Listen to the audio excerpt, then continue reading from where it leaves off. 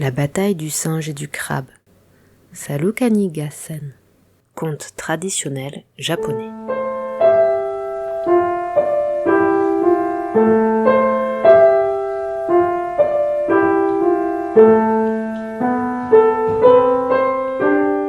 Un singe et un crabe se rencontrèrent un jour au pied d'une montagne. Le singe avait une graine de kaki et le crabe portait dans ses pinces un onigiri. Le singe, malin, apercevant cette bonne aubaine et voulant en faire son profit, dit au crabe « Je t'en prie, échange-moi cet onigiri contre ma graine. » Sans rien répondre, le crustacé se contenta de donner son repas et prit la graine qu'il planta. À peine était-elle en terre qu'un arbre en sortit et poussa à une telle hauteur qu'il fallait lever les yeux pour le voir. L'arbre était couvert de kaki, mais le crabe n'avait aucun moyen de parvenir jusqu'en haut. Aussi pria-t-il le singe de monter et de lui envoyer quelques fruits.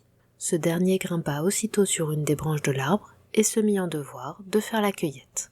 Mais il mettait tous les beaux kakis dans sa besace et lançait tous les mauvais au crabe qui, en dessous de l'arbre, finit par être tout meurtri et s'enfuit dans son trou, le dos brisé.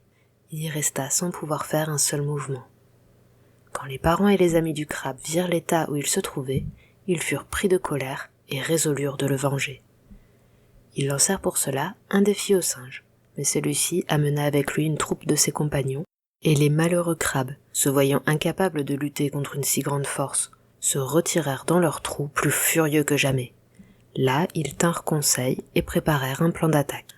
À eux se joignirent un mortier à riz, un pilon, une abeille et un œuf, et ils discutèrent ensemble sur la manière de vengeance qu'il conviendrait d'adopter.